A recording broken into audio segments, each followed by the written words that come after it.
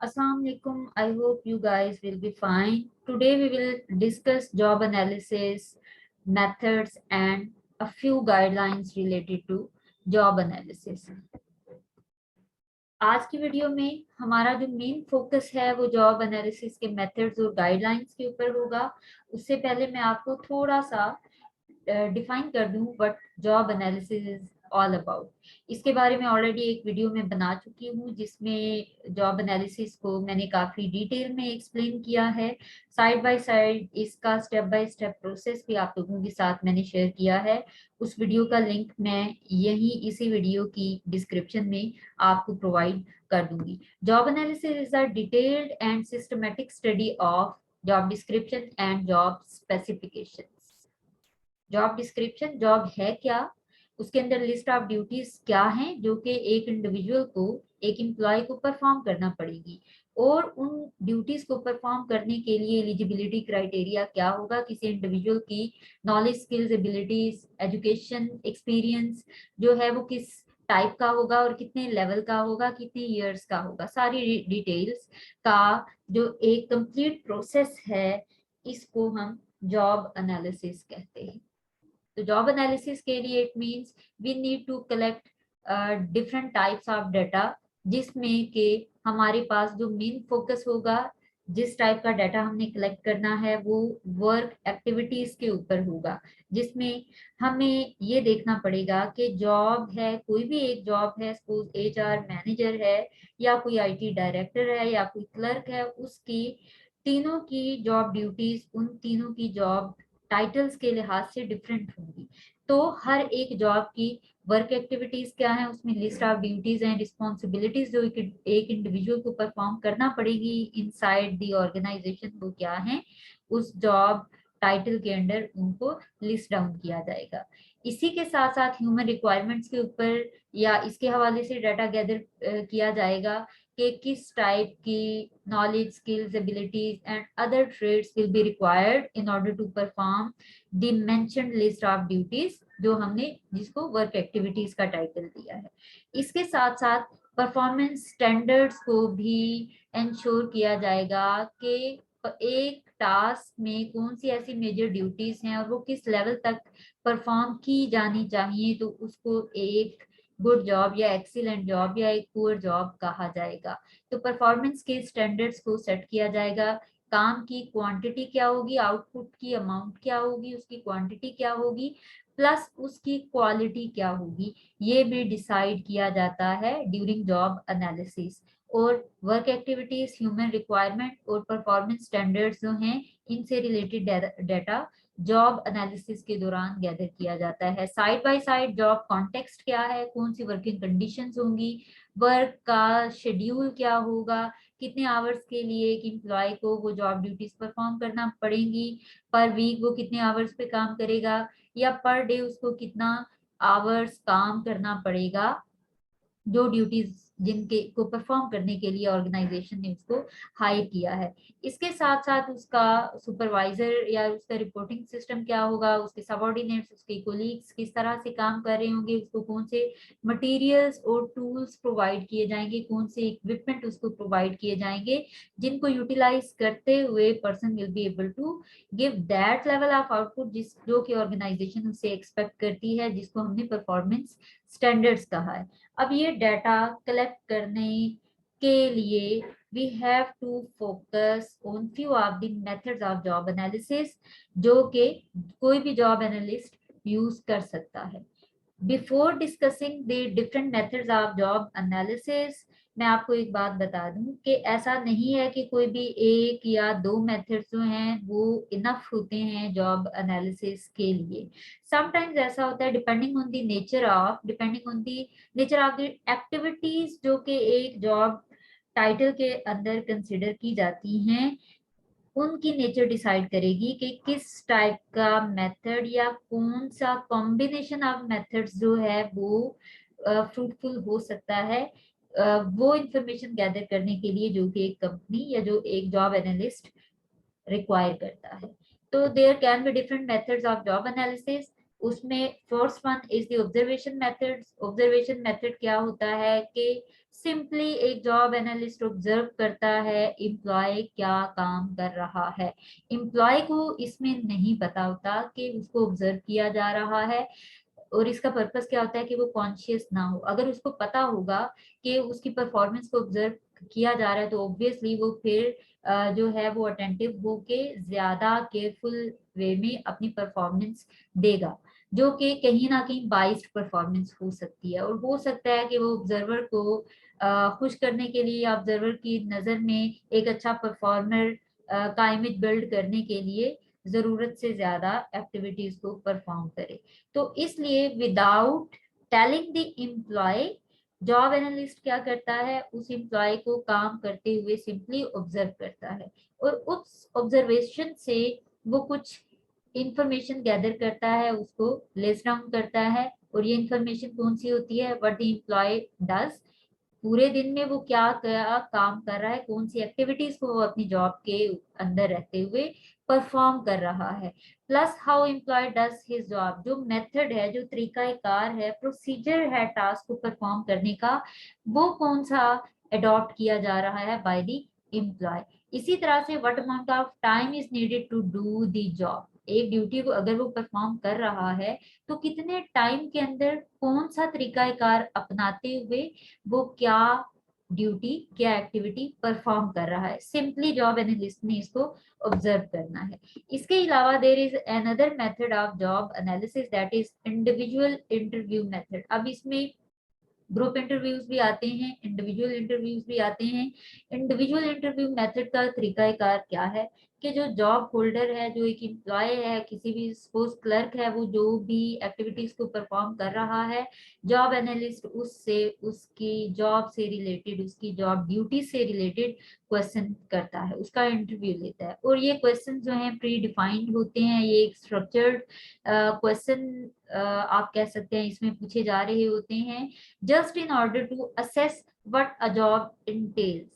एक क्लर्क है, वो कौन कौन सी ड्यूटीज को परफॉर्म करता है, इसमें कुछ प्री डिसाइडेड क्वेश्चंस होते हैं जो कि क्लर्क से पूछे जाते हैं eight individual level. One by one आप सारे जॉब होल्डर्स को बुलवाएं और उनसे पूछें कि वो अपनी जॉब में कौन सी ड्यूटीज और रिस्पॉन्सिबिलिटीज को परफॉर्म करते हैं। इसी तरह से there is another method of job analysis, that is group interview method. अब ये इंटरव्यू भी है लेकिन ये ग्रुप लेवल पे है। इसमें क्या है कि क्लर्क्स हैं या असिस्टेंट डायरेक्टर्स हैं, more than one individuals who are performing the same job inside the organisation, आप उनको इकट्ठा बुलवाते हैं और उनसे आप साइमल्टेनियसली इंटरव्यू ले रहे होते हैं। और इसमें भी पर्पस वही है कि एक जॉब के अंदर what they are doing, what activities they have to perform, वो आप ग्रुप लेवल पे पूछ रहे होते हैं। इसमें बाइसनेस का फैक्टर जो है as compare to individual interview method वो कम हो जाता है, क्योंकि मल्टीपल एम्प्लॉयज जो हैं वो यहाँ पे हैं और वो अपने अपनी जॉब ड्यूटीज को एक्सप्लेन कर रहे हैं। तो अगर कोई गलती से एक इंडिविजुअल किसी जॉब ड्यूटी को स्किप कर जाता है तो दूसरा, तीसरा, चौथा, कोई भी एक दो इंडिविजुअल उन जॉब ड्यूटीज को हाईलाइट कर सकते हैं। तो ये बड़े इफेक्टिव मेथड्स हैं। इनके अलावा कुछ और मेथड्स हैं जिनमें के एक स्ट्रक्चर्ड क्वेश्चनेयर मेथड है। स्ट्रक्चर्ड क्वेश्चनेयर मेथड का मतलब ये होता है कि आप एक सर्वे टाइप क्वेश्चनेयर बिल्ड करते हैं। एक क्वेश्चनेयर में आप ऑलरेडी कुछ आइटम्स जो आपको लगता है, सपोज क्लर्क की जॉब को एनालाइज किया जा रहा है तो एक क्लर्क कौन कौन सी ड्यूटीज को परफॉर्म करता है, आप उन ड्यूटीज को, उन सेट ऑफ एक्टिविटीज को लिस्ट डाउन कर देते हैं और उसके आगे आप 1 से 10 तक रेटिंग कर देते हैं, या किसी भी तरह का आप कोई भी जो फीडबैक है वो अपने एम्प्लॉय से ले लेते हैं या उनके रिस्पॉन्सेज कलेक्ट कर लेते हैं इन एनी फॉर्म। तो वो क्या करेंगे, हर एम्प्लॉय को आप डिस्ट्रीब्यूट करेंगे। हम क्योंकि मैंने एग्जांपल में जॉब एनालिसिस जो हम कर रहे हैं वो क्लर्क की जॉब का कर रहे हैं, तो तमाम क्लर्क्स को ये क्वेश्चनेयर डिस्ट्रीब्यूट किया जाएगा और वो देखेंगे ठीक है जी, फर्स्ट जो आइटम है या जो एक्टिविटी है जो इंक्लूड की गई है इस क्वेश्चनेयर के अंदर, उसके लिए मुझे 1 to 10 में से कितने मार्क्स देना पड़ेंगे, वो उसको एनसर्कल कर लेगा। इसी तरह से दूसरी एक्टिविटी, थर्ड, फोर्थ, फिफ्थ और जितनी भी लिस्टेड एक्टिविटीज होंगी वो उनको अपने लिहाज से कि उसकी जॉब में क्या रोल प्ले करें या कितनी इंपॉर्टेंट है या इंक्लूडेड है या नहीं, उसकी बेस पे वो उनको रेट असाइन कर देगा। अब क्या है, इससे कॉम्प्रिहेंसिव इंफॉर्मेशन गैदर की जाती है कि जिसमें ज्यादा लोगों ने किसी या डिफरेंट एक्टिविटीज को ज्यादा रेटिंग असाइन किया, दैट मीन्स कि वो मोस्ट इम्पोर्टेंट एक्टिविटीज हैं जिनको क्लर्क की जॉब में इंक्लूड करना बेहद जरूरी है। तो उस बेस पे जो है वो उनके रिस्पॉन्सेज को क्वांटिफाई कर लिया जाता है। फिर स्टैटिस्टिकल एनालिसिस के थ्रू आप फाइनली कुछ एक्टिविटीज को जो है वो क्लर्क की जॉब में, जिस भी जॉब का आप एनालिसिस कर रहे हैं उसकी जॉब टाइटल के अंदर उन जॉब ड्यूटीज को लिस्ट डाउन कर लेते हैं।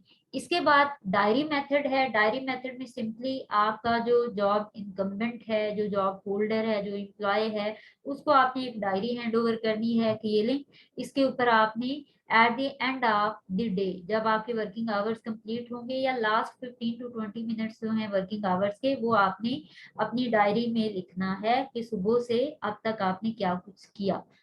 ठीक है, तो ये डायरी में सारा रिकॉर्ड आ जाएगा, इससे भी कॉम्प्रिहेंसिव इंफॉर्मेशन गैदर हो सकती है। Then there is another method जो कि टेक्निकल कॉन्फ्रेंस मेथड है, कि जितने भी एक्सपर्ट हैं किसी भी एक सब्जेक्ट के, किसी भी एक एरिया के, कोई आईटी डायरेक्टर अगर आपने हायर करना है या उसकी जॉब को आपने एनालाइज करना है कि आईटी डायरेक्टर की क्या ड्यूटीज एंड रिस्पॉन्सिबिलिटीज होनी चाहिए और क्या जॉब स्पेसिफिकेशन होनी चाहिए, तो उसके लिए आप तमाम इंफॉर्मेशन टेक्नोलॉजी के जो एक्सपर्ट्स होंगे उनको गैदर करेंगे, एक कॉन्फ्रेंस कंडक्ट करेंगे and they will let you know कि कौन सी जॉब ड्यूटीज एंड रिस्पॉन्सिबिलिटीज को लिस्ट डाउन करना है एक आईटी डायरेक्टर की जॉब में, या एक आईटी डायरेक्टर को क्या कुछ करना चाहिए और वो ड्यूटीज परफॉर्म करने के लिए कौन सी skills, knowledge, abilities will be required. ठीक है, अब जैसे इनमें से आप देख सकते हैं डिफरेंट जॉब्स के लिए कोई भी एक मेथड है, डायरी मेथड अगर यूज करें तो वो भी हो सकता है उतना परफेक्ट ना हो। तो क्यों परफेक्ट नहीं हो सकता और क्यों कोई एक मेथड परफेक्ट हो सकता है? क्योंकि डिफरेंट मेथड्स हैं, हर मेथड के कुछ अपनी लिमिटेशंस होती हैं और हर मेथड्स के कुछ प्रॉज एंड कॉन्स होते हैं, उनको हम वन बाय वन डिस्कस करते हैं। ऑब्जर्वेशन मेथड है, इसके अगर आप एडवांटेजेस देखें तो इसमें ये है कि ये एक गुड मेथड है for physical activity.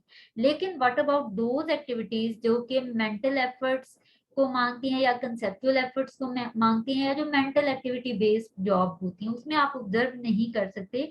What the person is thinking during his job वो आप एनालाइज, वो आप ऑब्जर्व नहीं कर सकते हैं। तो मेंटल एक्टिविटीज के लिए ऑब्जर्वेशन मेथड एक टोटली इनकरेक्ट मेथड हो जाएगा, लेकिन फिजिकल एक्टिविटी के लिए ये एक अप्रोप्रिएट मेथड हो सकता है। लेकिन इसमें एक और प्रॉब्लम क्या हो सकता है कि हो सकता है जो ऑब्जर्वर हो वो बाइस्ड हो जाए या कुछ चीजों को निग्लेक्ट कर दे, ये चीजें भी इसके अंदर आ सकती हैं। इसी तरह से इंटरव्यू मेथड है। इंटरव्यू मेथड यूजफुल है where observation method is not useful.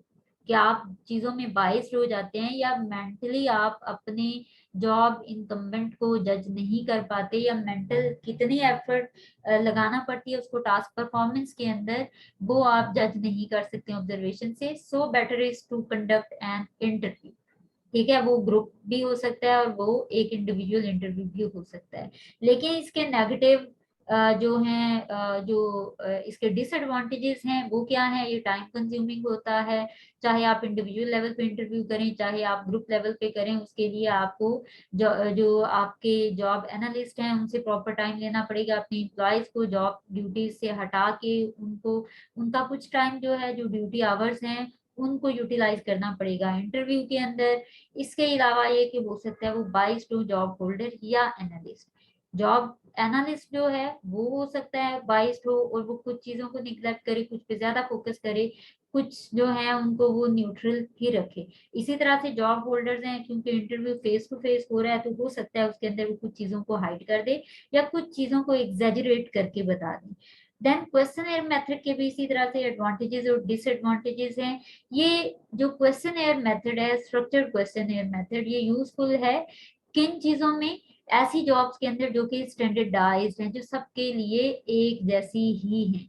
उसमें आपने सारों को एक ही तरह की लिस्ट प्रोवाइड कर दी और उनसे आपने रेटिंग ली, वो तो ठीक हो गया। लेकिन what about the customised job, जो कि हर एक जॉब के डिफरेंट डिफरेंट रिक्वायरमेंट्स हैं, उसमें क्वेश्चनर मेथड की बजाय better is to use interview method. तो जॉब विल डिसाइड के कौन सा मेथड जॉब एनालिसिस के लिए यूज करना ज्यादा यूजफुल रहेगा और ज्यादा अप्रोप्रिएट रहेगा। अगर आप इनकरेक्ट मेथड यूज करते हैं तो obviously you will not be able to get maximum information related to the job, तो आपका जॉब एनालिसिस भी अच्छा नहीं होगा, तो ऑर्गेनाइजेशनल गोल्स तो फिर आपके अचीव हो ही नहीं पाएंगे।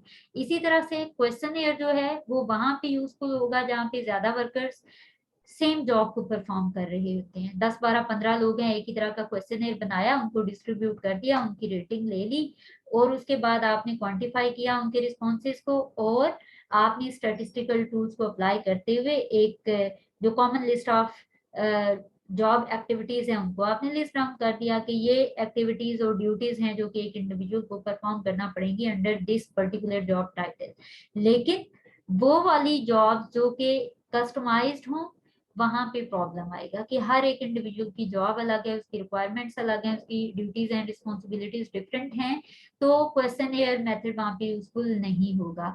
प्लस इसका एक और ड्रॉबैक भी है कि 10 12 15 जितने भी जॉब होल्डर्स हैं उनमें आप क्वेश्चन एयर डिस्ट्रीब्यूट करते हैं तो वो उसको सीरियसली परफॉर्म नहीं करते हैं, वो अपनी रिस्पॉन्सेज को सीरियसली नहीं प्रोवाइड करते हैं, वो बस खाना पूरी करते हैं, कहीं पे भी वो टिक टिक टिक कर देते हैं या सर्कल कर देते हैं without knowing the impact of that questionnaire, कि उसमें जो इनके प्रोवाइडेड रिस्पॉन्सेज हैं वो कितना इम्पोर्टेंट है फॉर जॉब एनालिस्ट।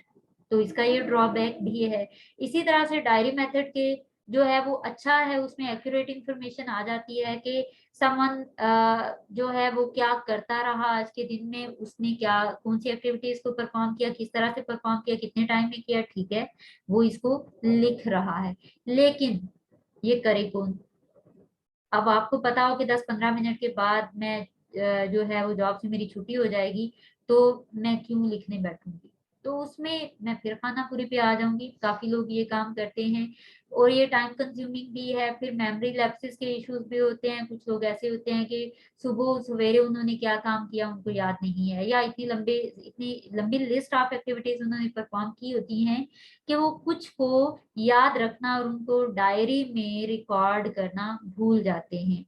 इसी तरह से उनके एनवायरनमेंट के हवाले से उन्होंने क्या फील किया, क्या रहा, उनकी किसके साथ कैसी बातचीत रही, किसके साथ कैसा रिलेशनशिप है, कैसे उसका इम्पैक्ट आया, स्ट्रेस, और ये वो चीजें जो हैं सारी उनकी इंफॉर्मेशन डायरी में रिकॉर्ड नहीं की जा सकती है। तो अगेन जॉब एनालिस्ट जो है वो इस काबिल नहीं हो पाएगा इस इंफॉर्मेशन की बेस पे कि वो ये देखे कि एक जॉब के हैजर्ड्स क्या हैं या कुछ भी चीजें इसमें मिसिंग हो सकते हैं। एक proper comprehensive information diary method से हो सकता है प्रोवाइड ना भी की जा सके। इसी तरह से टेक्निकल कॉन्फ्रेंस मेथड है, एक टाइम एफिशिएंट है, आप सारों को सब्जेक्ट मैटर एक्सपर्ट को बुलवाओ, उनको डिस्कशन दो और उनके डिस्कशन की बेस पे आप लिस्ट ऑफ ड्यूटीज और जो जॉब जिसको हमने जॉब डिस्क्रिप्शन कहा और जो जॉब स्पेसिफिकेशन है वो आपने लिस्ट डाउन कर दिया।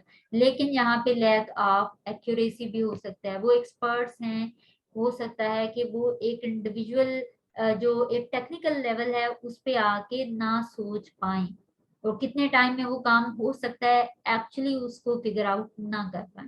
तो ये ड्रॉबैक्स हो सकते हैं। तो डिफरेंट जॉब के लिए different combination of job analysis methods को यूज किया जा सकता है और जितने ज्यादा कॉम्बिनेशन या जितनी ज्यादा वैरायटी ऑफ मेथड्स को आप जॉब एनालिसिस के दौरान यूज करेंगे उतना ज्यादा आपकी इंफॉर्मेशन मोर एक्यूरेट होगी और मोर कॉम्प्रिहेंसिव होगी और उसकी बेस पे जो जॉब एनालिसिस किया जाएगा वो ज्यादा रिलायबल होगा।